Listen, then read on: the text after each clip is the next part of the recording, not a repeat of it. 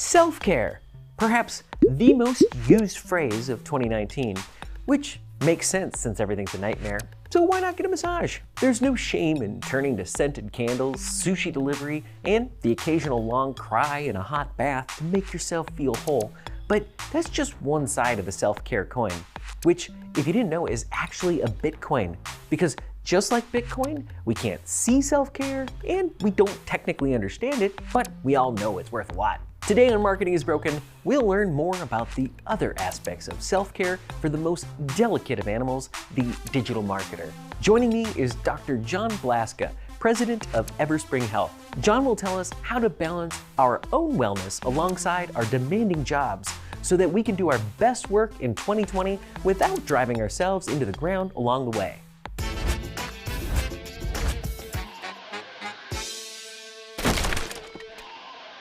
Health before wealth. It's no longer just a catchphrase for your mom's sassy workout clothes. From blue collar to white collar to whatever this is, companies are placing more emphasis on keeping their employees happy, healthy, and hella productive. But despite a renewed focus on employee wellness across many industries, the culture of overwork still permeates digital marketing. Marketers are often informally expected to work after hours and on weekends, meaning that if you ever want a real vacation, you have to throw away your phone, sell your house, change your name, and move to an off-grid remote location near and you still might get a work email or two. Unsurprisingly, keeping your nose to the grindstone 24/7 isn't great for your health, and it's pretty gross for the grindstone too. So besides treating yourself to brunch once in a while, sleeping in on Sundays, and keeping your therapist on speed dial, how can marketers prioritize our own wellness while still getting the results we're hired for?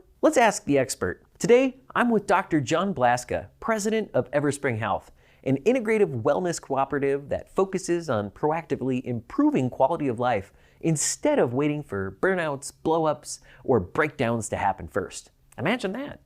Let's talk about wellness for a bit now. Wellness isn't necessarily obvious. How do you define it? So wellness is actually, I think, is a little more accessible than we try to make it out to be. I think we hear a lot about like mindfulness, and we hear, different things that employees can do, to check off the box for an employer. And wellness really is about quality of life, and that's really what health is. I mean, health actually was defined back in the 40s, I think 40s or 50s, by the World Health Organization, and is really health is not the mere absence of disease or infirmity, but a measure of quality of life. And so I think that's a good measurement for us to look at. And so if a person's quality of life, if you're able to get through your day without fatigue of the body or the fatigue of the mind, that's a pretty good base assessment.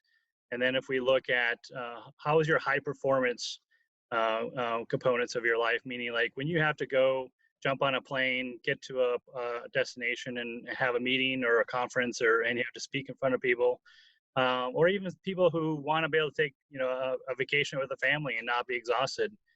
These are all kind of high performance opportunities, and if we can execute on those, that's a good way to kind of assess our wellness or our quality of life. Okay, well, that's really fascinating, and it's a lot more straightforward than I think a lot of people tend to think. So let's unpack that a little bit. Marketers love to measure things. How do you measure wellness, and can you unpack what you just said there a little bit more about how do you determine your current levels of wellness? Sure. I think the big place to start is to assess, can you make it through your day and feel like you put a 10-hour day in and feel reasonable at the end of the day, or do you just crash at the end of the day? Can you, when you're working on a project, do you have the mental capacity to get through and not feel like you need that extra cup of coffee? And so as far as metrics, as far as like actual qualitative metrics, I think wellness is a very difficult thing to nail down. And I think actually we actually get off track when we start to put numbers to it. But when we think of qualitative metrics, I think that's probably where we would assess a person's quality of life or health. And it's really a subjective and an objective space. It's you saying, this is what my life is, and I feel like I'm in a pretty good place.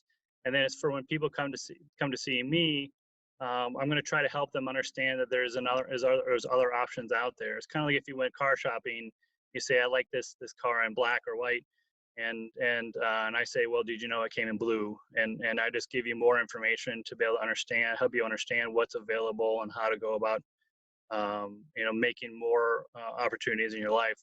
A lot of people will come in and they don't realize they're as tired as they really are.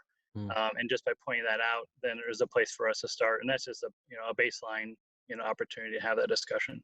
Sure. Okay. Well, that's really helpful information. I think being able to just simply answer whether or not a full workday is completely draining, or whether you get home and still have energy to make dinner and speak with your loved ones and stuff like that.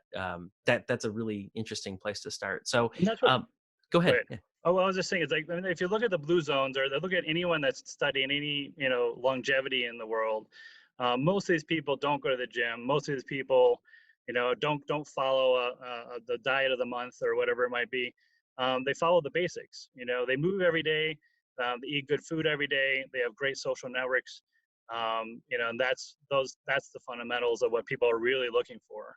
And so I think if we kind of embrace that a little bit, we might be able to follow in the path of some of those longevity, cultures and societies around the world.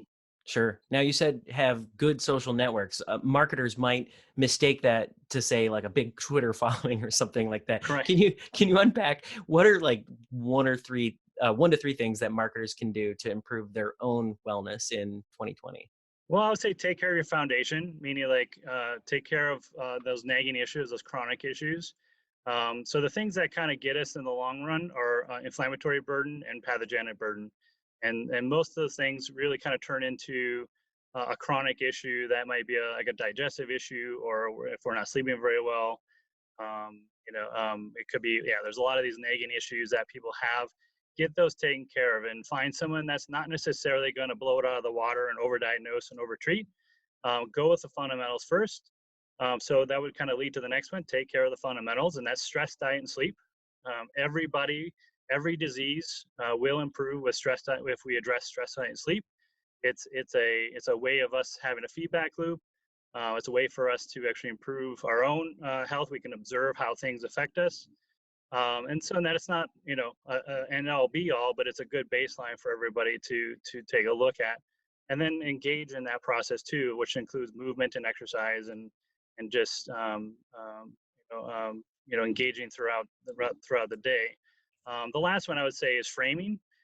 Take care of the framing. Is like how we have a vision for our day, how we have a vision for our week, our month, our life. That helps us with our having that feedback loop you're asking about, those metrics we are looking for. Humans want experiences, and so for us to be able to create the experiences we want to have, then we can look at metrics of how many and how far and those type of things. But most people want to measure their quality of life by the experiences they have. That's fantastic info and advice for people who want to have a great 2020, maybe the best year yet. So, John Blaska, thank you so much for your time. Thanks, Josh. I appreciate it. That's it for this week's episode of Marketing is Broken. Now, if you'll excuse me, I'm going to ignore my inbox for 15 minutes of deep breathing. Okay, maybe 5 minutes. Hey, it's Josh from Brandish Insights. Thank you for watching Marketing is Broken. If you like this week's episode, please click below to subscribe or check out other episodes. And if your company could use more insights around your branding efforts, check out brandishinsights.com.